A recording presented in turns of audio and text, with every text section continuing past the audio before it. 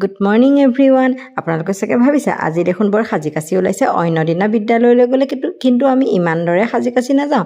কাৰণ হ'ল কেতিয়াবা চুইদাৰ পিন্ধিও যাওঁ দিয়কচোন, সময় সুবিধা অনুসৰি।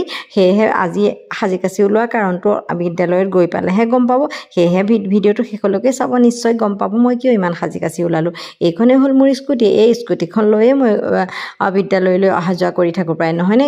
গৈ পালোঁ ছাত্ৰ ছাত্ৰীসকলে এনেদৰে ঘূৰি আছিলে। আৰু প্ৰায় বিদ্যালয় ছুটি হ'বৰ সময়ে হ'ল, কোন ছাত্ৰ ছাত্ৰীসকলক ছুটি দিলে। আৰু এতিয়াহে আচল পৰ্বটো আহিব। মই কি কাৰণতনো বিদ্যালয়লৈ ইমান ধুনীয়াকৈ আজি সাজি কাচি আহিছোঁ তাকেই গম পাব।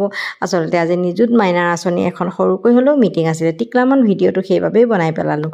আৰু সেই মিটিংখনতে আমাৰ 11-12 ছাত্ৰ ছাত্ৰীসকলৰ যিসকলে নিযুত মাইনা আঁচনিৰ তেওঁলোকে আঁচনিটো পাইছে, তেওঁলোকক আজি তাতে যিখিনি ফৰ্ম প্ৰদান কৰা হ'ব। আৰু আমাৰ ইয়াৰ ষ্টাফৰ সৈতে মিটিঙলৈ বুলি আগবাঢ়িছোঁ প্ৰজেক্ট ৰুমলৈ। প্ৰজেক্ট ৰুমত গৈ অকণমান সময় বহিম। অৱশ্যে ভিডিঅ'টো নিজে বনাইছোঁ, এতিয়া নিজেনো কেনেকৈ ওলাম, নহয়নে বাৰু? এয়া ছাত্ৰ ছাত্ৰীসকলে সুন্দৰকৈ মিটিং শুনি আছে। বিশেষকৈ মাননীয় মুখ্যমন্ত্ৰী মহোদয়ে লাইভ যোগে যিখিনি ভাষণ দিলে, খুব উপকাৰী ভাষণ প্ৰদান কৰিলে। আৰু আমি সেই নিযুত মইনা আঁচনি যি 10,000 টকা, সেই টকাৰ দ্বাৰা ছাত্ৰীসকল বিশেষকৈ খুবেই উপকৃত হৈছে পঢ়াৰ ক্ষেত্ৰত। এতিয়া একেবাৰে আহি গ'লোঁ শেষৰ পৰ্ব, তেওঁলোকৰ যি ফৰ্ম বিতৰণ প্ৰদান কাৰ্য।